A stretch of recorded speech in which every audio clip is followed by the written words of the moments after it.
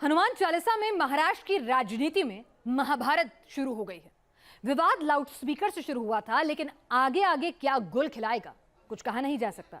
महाराष्ट्र में बीजेपी और शिवसेना के बीच सियासी अदावत की गूंज दिल्ली तक पहुंच गई है। एक तबका तो यह भी कह रहा है कि लाउडस्पीकर पर महाराष्ट्र सरकार पहले ही हरकत में आती तो विवाद इतना ना बड़ा होता। जवाब में महाअघाड़ी गठबंधन कह रहा है कि जय हनुमान पर राजनीति हो रही है।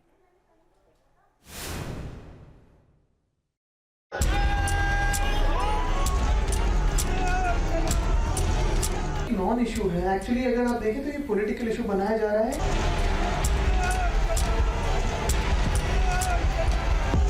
हनुमान चालीसा महाराष्ट्र में नहीं बोली जाएगी तो क्या पाकिस्तान में बोली जाएगी?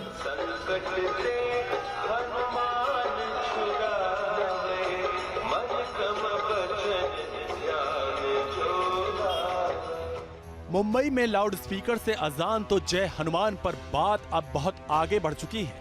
हनुमान चालीसा की लड़ाई अब सियासी साख की लड़ाई बन गई। तो क्या महाराष्ट्र को योगी मॉडल की है जरूरत? लाउडस्पीकर पर पेच आखिर कहां फंसा? देश साक्षी है कि लाउडस्पीकर पर विवादों का तूफान यूपी में रफ्तार पकड़ता उससे पहले ही योगी आदित्यनाथ ने सभी धर्मों के लिए एक समान गाइडलाइन तय कर दी और लाउडस्पीकर से निकलने वाली आवाज की हदें भी। न कोई हल्ला हुआ और न ही कोई प्रदर्शन।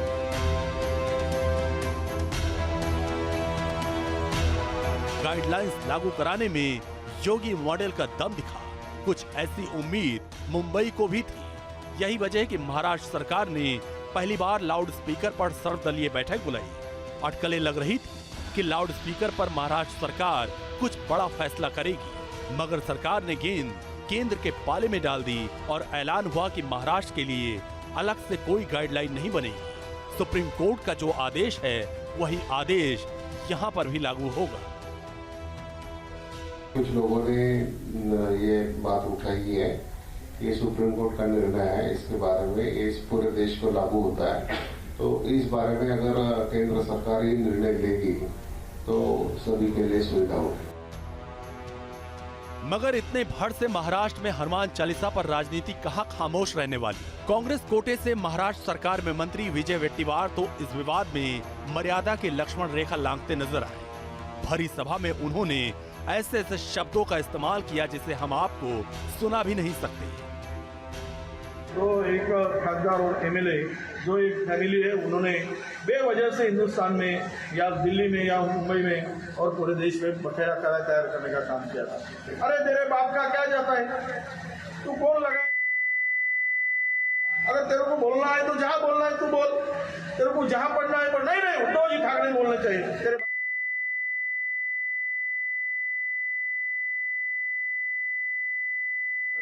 इस हिंदुस्तान में पैदा।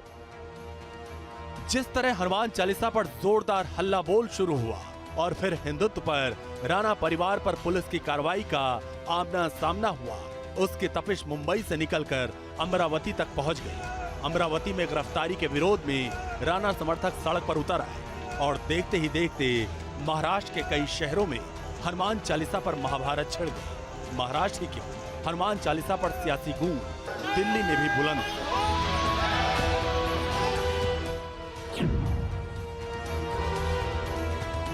महाराष्ट्र से बीजेपी प्रतिनिधिमंडल किरीट सोमैया पर हुए हमले के मुद्दे पर केंद्रीय गृह सचिव से मिलने पहुंचे और सूबे में दखल देने की मांग की। खुद बीजेपी नेता किरीट सोमैया गृह राज्य मंत्री नित्यानंद राय से मिले।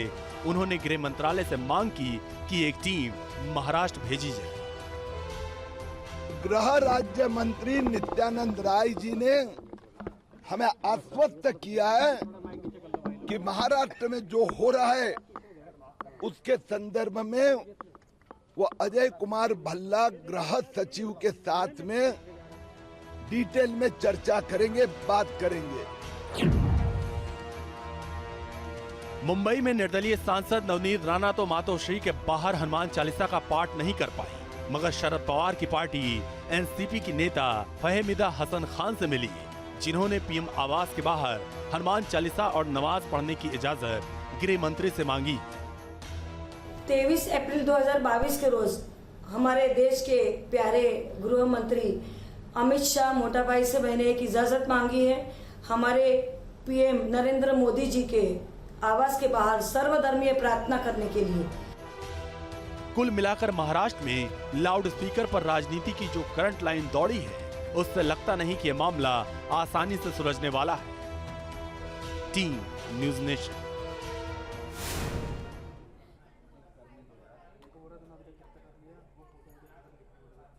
था शहर शहर मजहबी दलों का शोर था, मगर यूपी में योगी आदित्यनाथ के एक कदम ने स्पीकर की आवाज को कंट्रोल करने का काम कर दिया। कैसे, देखिए आप।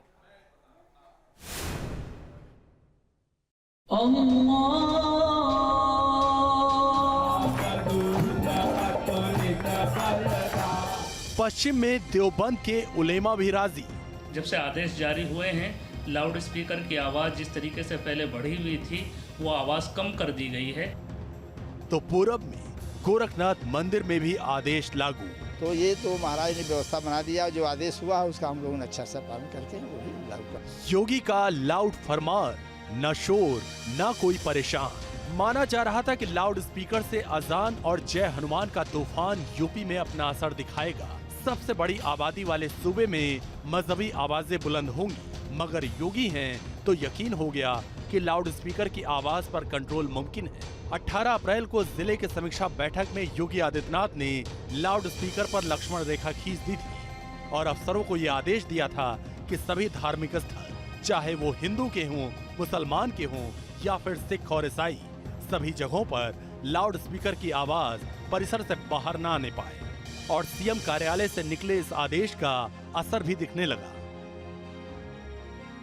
ये तस्वीरें जौनपुर की, जहां 24 अप्रैल को पुलिस प्रशासन ने धर्म गुरुओं से बातचीत करने के बाद जिले में बड़ा अभियान चलाया। मंदिर से लाउड स्पीकर हटाए गए तो मस्जिद कैंपस से बाहर जाने वाले स्पीकर को आम सहमति के साथ उतरवाया गया। जिस लाउड स्पीकर पर महाराष्ट्र से कर्नाटक तक कोहराम मचा, वही यूपी में लाउड स्पीकर हटाने पर किसी को कोई आपत्ति नहीं। इसी तरह की तस्वीर झांसी से भी सामने आई, जहां लोगों ने अपनी मर्जी से मंदिर मस्जिद से लाउड स्पीकरों को उतरवा दिया और इसकी वजह सिर्फ और सिर्फ एक है, लाउड स्पीकर पर योगी का फरमान, सबका साथ। कान्हा की नगरी मथुरा ने भी लाउड स्पीकर के आदेश का स्वागत किया। बात श्री कृष्ण जन्म स्थान मंदिर की करें तो यहाँ श्रद्धालुओं की चहल पहल तो पहले जैसी ही है, मगर मंदिर परिसर के बाहर लगे स्पीकर का इस्तेमाल लगभग बंद कर दिया गया। वहीं परिसर में ही शाही ईदगाह मस्जिद ने 3 लाउड स्पीकर हटवा दिए हैं और शोर को मस्जिद के अंदर ही सीमित कर दिया। ईदगाह में अजान 11 मिनट होती है। एहतियात के तौर पर पहले से भी जो सुप्रीम कोर्ट के मानक थे उसके अनुसार ही कम ध्वनि में बजाया जाता है, लेकिन फिर भी हमने 2-3 स्पीकर उतारा दिए, एक स्पीकर मात्र परिसर के लिए। राजस्थान के करौली, मध्य प्रदेश के खरगोन और उसके बाद दिल्ली के जहांगीरपुरी में जिस तरह धार्मिक जुलूस के दौरान हिंसा भड़की, उसकी आंच यूपी तक न आए, इसके लिए भी योगी आदित्यनाथ एक्शन मोड में है। लाउड स्पीकर के बहाने कोई भी दंगाई घुसपैठ न करने पाए, इसके लिए बड़ी चौकसी की गई, क्योंकि आदेश ऐसे वक्त आया जब त्योहारों का मौसम है। यूपी में सभी पुलिस और प्रशासनिक अधिकारियों की 4 मई तक छुट्टी रद्द कर दी गई है। इसमें थाना अध्यक्ष, सीओ और पुलिस कप्तान से लेकर डीएम कमिश्नर तक ऑन ड्यूटी पर रहेंगे। मतलब योगी आदेश के साथ साथ चौकसी में कोई ढील देने को तैयार नहीं, क्योंकि मिशन सुरक्षा का है, इकबाल सरकार का है। Team news nation.